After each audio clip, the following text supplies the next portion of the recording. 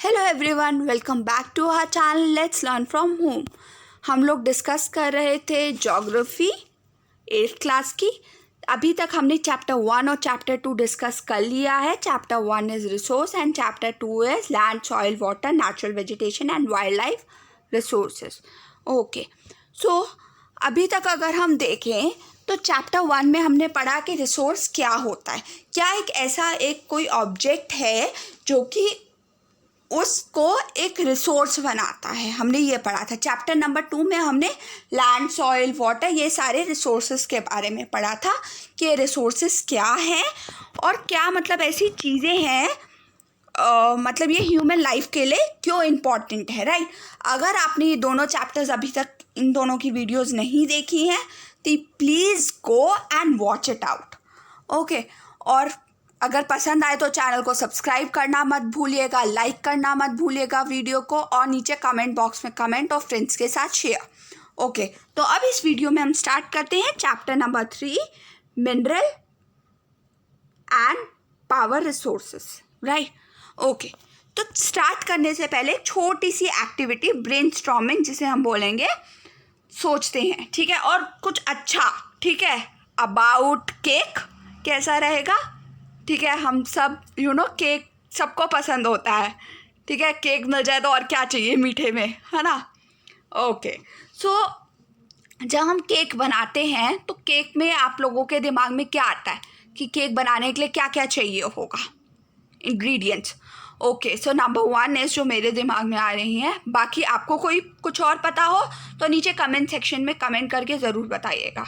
Okay, so number 1 is cherry जो top पर लगती है, लॉट्स ऑफ क्रीम, और अगर हम चॉकलेट या स्ट्रॉबेरी केक बना रहे हैं तो स्ट्रॉबेरीज, और अगर चॉकलेट केक बना रहे हैं तो ऑफ कोर्स चॉकलेट। ओके, और क्या लगता है इसके अलावा जो आपके दिमाग में आ रहा हो, baking soda, baking powder, eggs, ठीक है। पर क्या हम देख सकते हैं कि ये केक जो है अंडे वाला है या बिना अंडे वाला है। हम जब शॉप पर जाते हैं केक खरीदने, कि हम शॉपकीपर को जस्ट ये बोलते हैं ना, cake with egg, without egg, उसमें लिखा होता है ना, तो हम देखने से बता सकते हैं नहीं ना, ये तो शॉपकीपर उसको अलग अलग रखता है जस्ट। तो इन द सेम वे वो क्या है, हमारे केक के इंग्रेडिएंट हैं, है ना। आप उसको देखकर नहीं बता सकते हो। तो इन द सेम वे अगर हम बात करें, जो हमारी अर्थ है उसके अंदर बहुत सारी चीज़ें हैं जो कि हमें बाहर नहीं दिखती हैं, ठीक है। हमारी बॉडी की अगर हम बात करें तो कहते हैं कि 70% हमारी बॉडी में पानी होता है।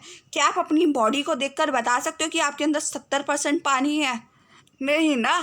तो उसी तरह हम बात करें मिनरल की, तो अर्थ के अंदर बहुत सारे सब्सटेंसेस मिलते हैं जो कि हमें बाहर विजिबल नहीं होते हैं, जिसे कि हम मिनरल्स बोलते हैं। आप सब जानते हो कि अर्थ जो है बहुत सारे कॉन्टिनेंट्स और किस पे बटी हुई है, ओशियंस में बटी हुई है, ठीक है। तो ये जो मिनरल्स है अर्थ के अलग अलग कोने में पाए जाते हैं, कुछ ओशियन बेड्स के अंदर भी पाए जाते हैं, ठीक है। अब ये जो हम इतनी देर से ये जो मिनरल समझने की कोशिश कर रहे थे, तो इसको एक छोटी सी डेफिनेशन से हम समझ लेते कि मिनरल है क्या। सो ये जो मिनरल जो है बेसिकली एक नेचुरली अकरिंग सब्सटेंस है जो नेचर में अपने आप जो है नेचुरली हमें मिलता है, जो नेचर से मिलता है। हमने पहले वीडियो में समझा था कि नेचुरल सब्सटेंस क्या होते हैं और ह्यूमन मेड क्या होते हैं। अगर आपने नहीं देखी है तो जाइए और देखिए, किसका इंतज़ार कर रहे हैं, ठीक है। तो ये जो मिनरल है ये जो नेचर से मिलता है हमें, नेचुरल अकरिंग सब्सटेंस है, नेचुरली आता है, ठीक है। इसके अंदर एक डेफिनेट मात्रा में केमिकल कॉम्पोजिशन होती है। जैसे कि अभी हम बात कर रहे थे केक की, तो केक के अंदर हम सब जानते हैं कि अगर हम 1 kg का केक बना रहे हैं तो इसके ऊपर हमें 1 चेरी चाहिए होगी, इतनी मात्रा में हमें चॉकलेट चाहिए होगी, इतना हमें स्ट्रॉबेरी चाहिए होगी, इतनी क्रीम चाहिए होगी, हमें सब पता रहता है ना। या आप समझ लो आप रात को रोटी खा रहे हो तो आप मम्मी को बताते हो ना कि आपको कितनी भूख लगी है, भाई आपको कितना खाना है, तो वो एक डेफिनेट आपको पता है कि वो क्या है। तो इन द सेम वे हमारे ये जो मिनरल्स हैं उसके अंदर केमिकल कॉम्पोजिशन रहता है और वो एक फिक्स्ड मात्रा में रहता है, कि इस मिनरल में इतना ये वाला केमिकल मिलेगा, ठीक है, उसे हम मिनरल कहते हैं।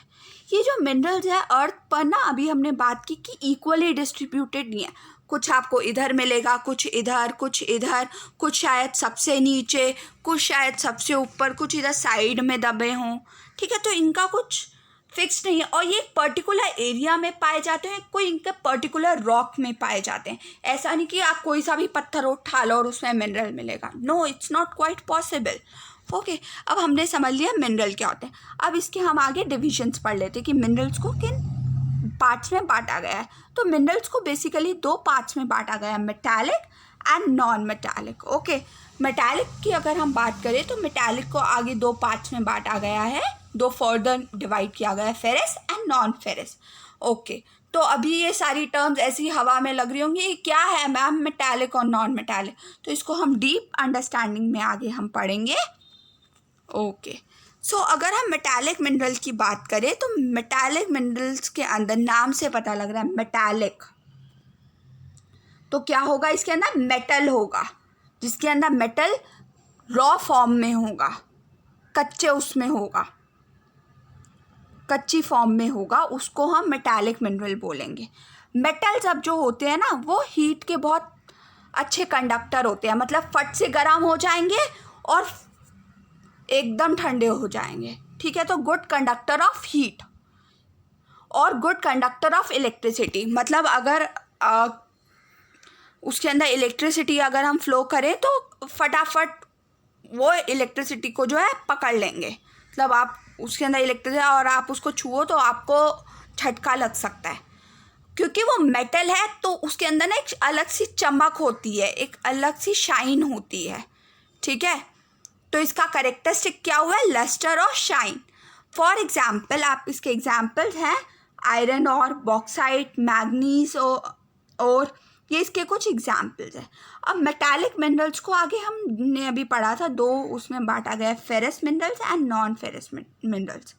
ओके, जब हम बात करते हैं फेरस मिनरल्स की तो उसके अंदर आयरन होता है, ठीक है, लोहा, ठीक है, जैसे कि आयरन और कच्चा लोहा, ठीक है, मैग्नीज, तो ये सारे आपके एग्जाम्पल है किसके, फेरस मिनरल्स के।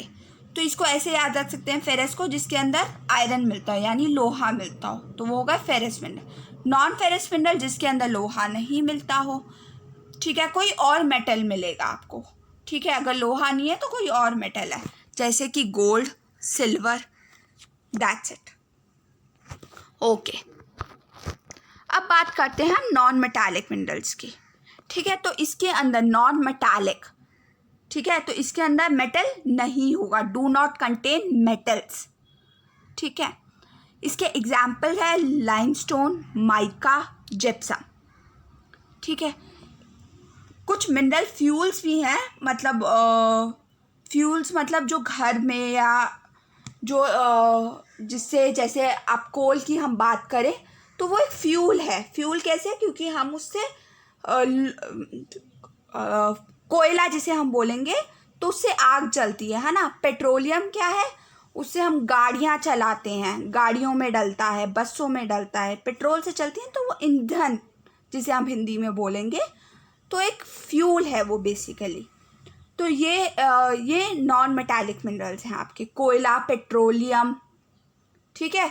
कोयला काले कलर का होता है बेसिकली, है ना। आपने देखा होगा आपके घर के आसपास अगर आप निकले तो जो आयरन जो बाहर प्रेस वाली आंटी बैठी होंगी, उनकी कभी शॉप पे जाइए जो प्रेस करते हैं तो उनके पास एक बड़ी प्रेस होती है आयरन की बनी हुई, तो उसके अंदर जो वो गर्म गैस होती है उसके अंदर लोहा डाला जाता है पहले, कोयला डाला जाता है, ठीक है। तो वो काफ़ी गर्म होते हैं, ठीक है, और जिसकी वजह से वो जो प्रेस है वो इतनी हीट हो जाती है, राइट। ओके, आई होप आप लोगों को ये कॉन्सेप्ट समझ में आए होंगे। तो अगर आपने चैनल को अभी तक सब्सक्राइब नहीं किया है तो जल्दी से सब्सक्राइब कर दीजिए, लाइक कर दीजिए वीडियो को और शेयर कर दीजिए सबके साथ। Thank you.